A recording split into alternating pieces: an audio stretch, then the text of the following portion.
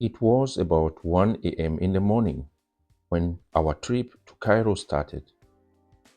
The entire hotel was still sleeping when we started walking to the meeting point. The trip was supposed to take like 6 hours before we arrived to Cairo. Therefore, we made a break in Zafarana like about 6 a.m. It was enough time to go straight a bit and to buy some breakfast.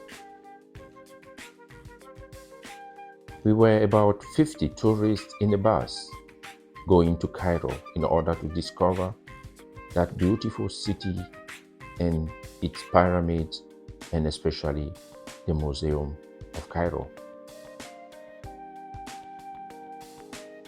Even if our expectation according to Cairo or for the pyramids were still big, it was difficult to stay awake during the whole trip to Cairo.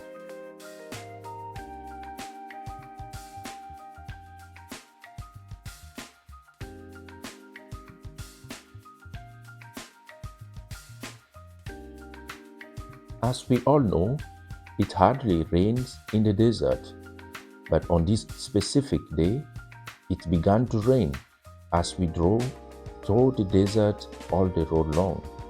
This was unbelievable.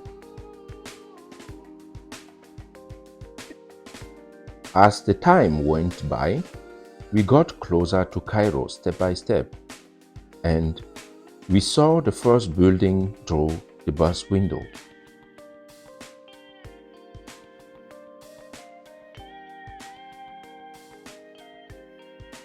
Our bus stopped first at the Museum of Cairo at about 8 a.m. We first got some instructions from our tour guide and lined up to get into the museum.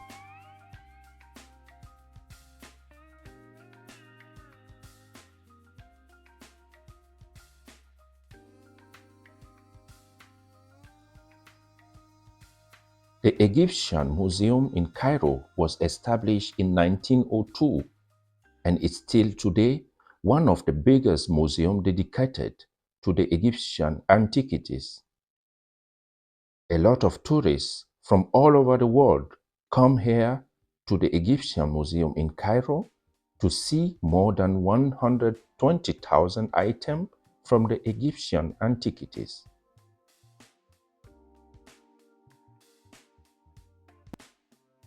Before getting inside in the museum, we first got our entrance ticket and our headset.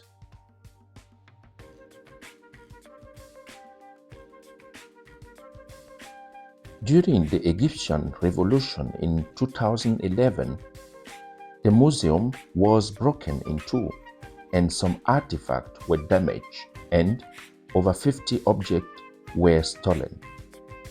However, getting inside in the museum and seeing these objects, artifacts and mummies which are more than 4,000 years old is something unique.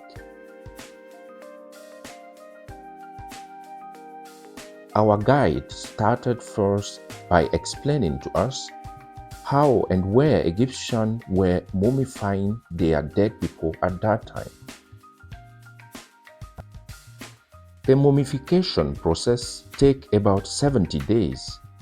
The process was so successful that we can view the mummified body today and have an idea of what he or she looked like in life 3,000 years ago.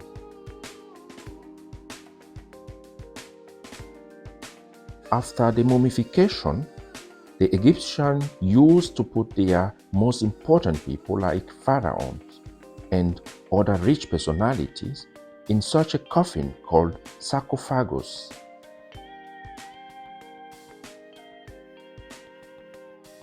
There are different types of sarcophagus Egyptians used that time to bury their dead people. The difference between each sarcophagus depends on the role the dead person was playing in the society. Sarcophagus were most designed to remain above ground.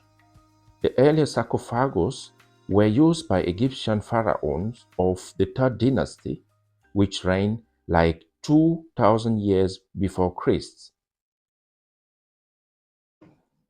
Not only the decoration of a sarcophagus attract most tourists to the Egyptian museum, a sarcophagus is definitely, just like other objects in the Egyptian museum, a testimony about the culture and the ritual of Egyptian 2000 years before Christ. Therefore, each picture of their sarcophagus has its own value.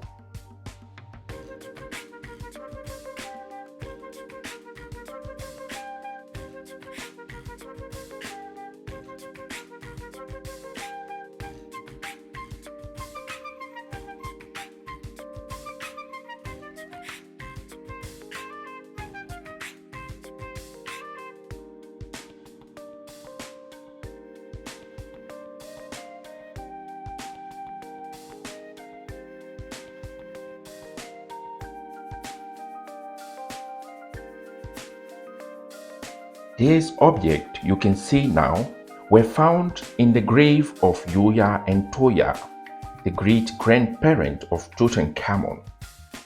The grave of Yuya and Toya was discovered in 1905 by James E. Quebel in Luxor. It was one of the spectacular discoveries in the story of the Egyptology.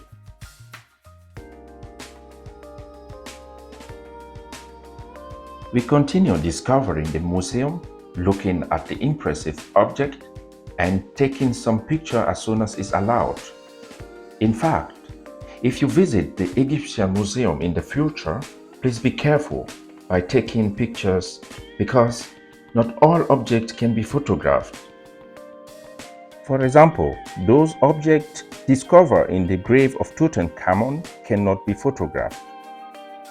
So we did not photograph those ones. We came then to this part of the museum where we could see another type of mummification and enjoy looking other amazing objects.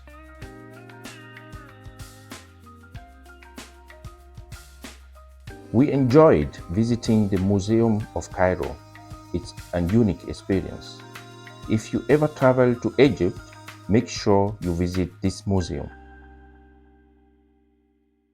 Then we came to this part of the museum where we could see all the objects discovered that time in 1922 in the grave of Tutankhamun.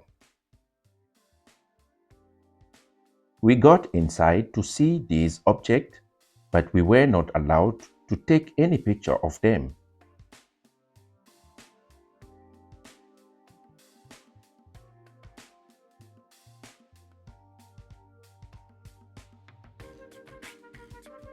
Then we came out of the room of Tutankhamun and continued seeing and taking pictures of other objects.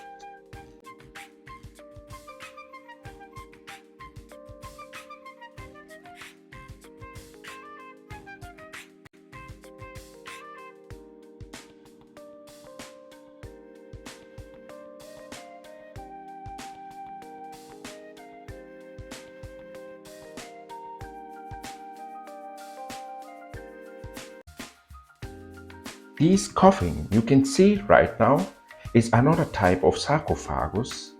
As you can see, it's not that beautiful that the other one we saw. The Egyptians used this type of sarcophagus to bury people who didn't have an important role in the society.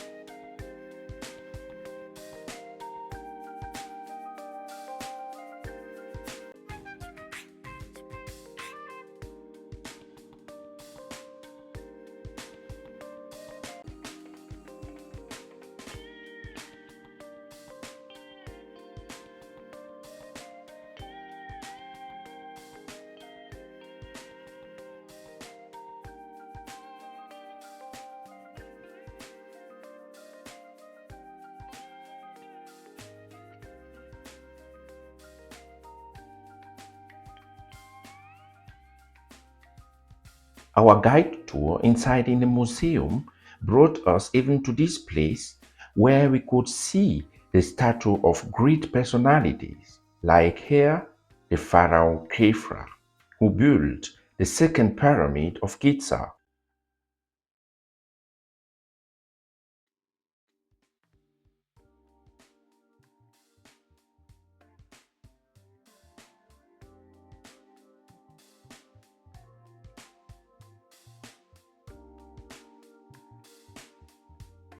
We continue learning from our guide.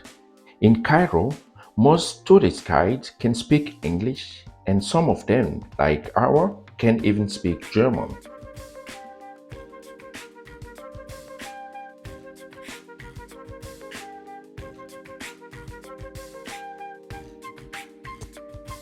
Seeing all these objects and statues help us to understand what was the life of Egyptian many years before Christ.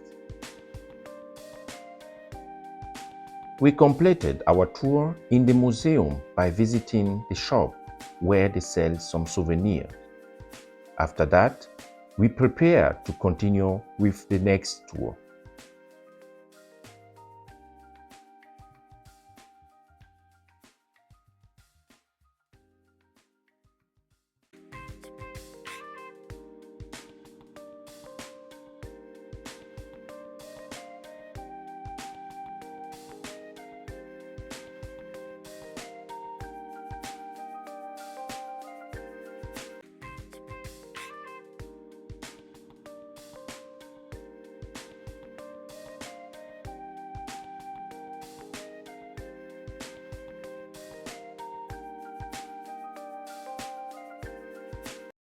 After leaving the Egyptian Museum like about 10:30 a.m., our next highlight was the River Nile. The River Nile is the longest river in Africa. It flows from south to north through eastern Africa. We discovered the River Nile for the first time, but we have learned about it in school. The River Nile begins in the rivers that flow into the Lake Victoria, which is located in Uganda, in Tanzania, and in Kenya. The River Nile empties into the Mediterranean Sea more than 6,600 kilometers to the north, making it one of the longest rivers in the world. The boat ride on the River Nile started with a musical atmosphere provided by our guides. Most people who took part on this boat ride were the same people who visited the museum 1 hour ago. The discovery of the River Nile and the boat ride are a part of a world program that takes tourists to the Museum of Cairo, to the River Nile, and to the Pyramid of Giza. If you travel to Egypt and would like to visit Cairo, you can find a lot of guides online or companies offering the 3 activities in one booking, or you can still book the activity of your choice according to your stay in Cairo or according to your budget.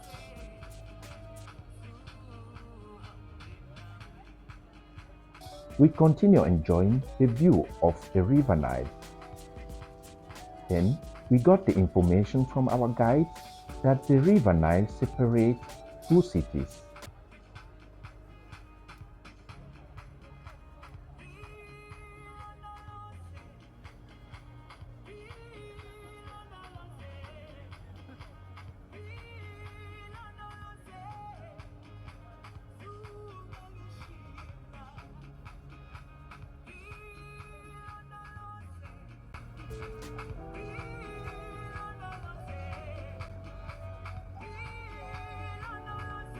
The boat ride exceeded our expectation. It was a great experience.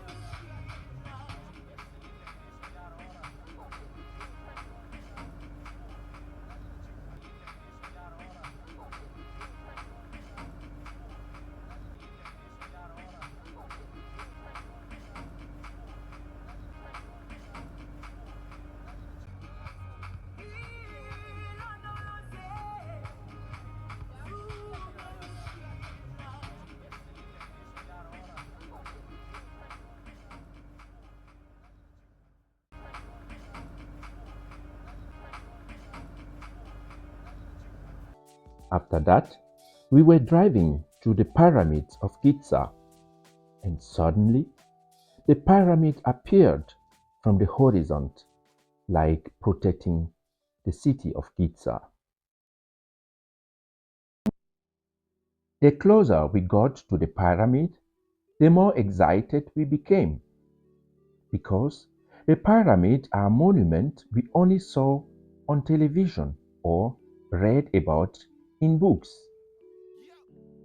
The Pyramid of Giza are located at Giza Plateau.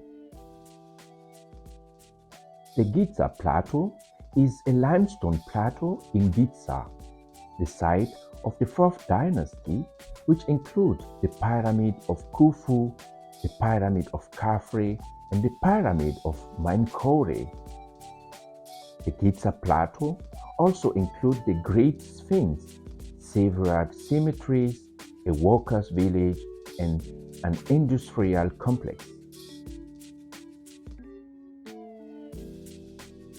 It's just a great feeling to finally see the oldest architectural building of all time, the Pyramid of Khufu. The Pyramid of Khufu was built by the Pharaoh Khufu. To get to the pyramid, we had to go through a security check controlled by the Egyptian police. We then got out of the bus and prepared ourselves for the visit of the Giza Plateau. What a magnificent view of the Great Pyramid, also called the Pyramid of Khufu.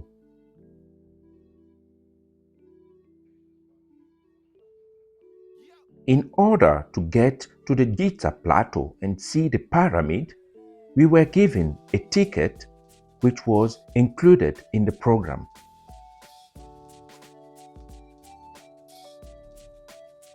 The Great Pyramid of Giza is the largest Egyptian pyramid and the tomb of 4th dynasty Pharaoh Khufu.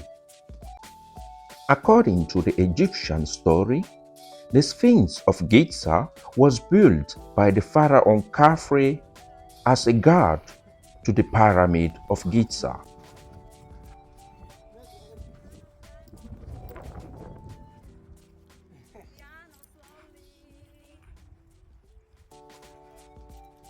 Babe.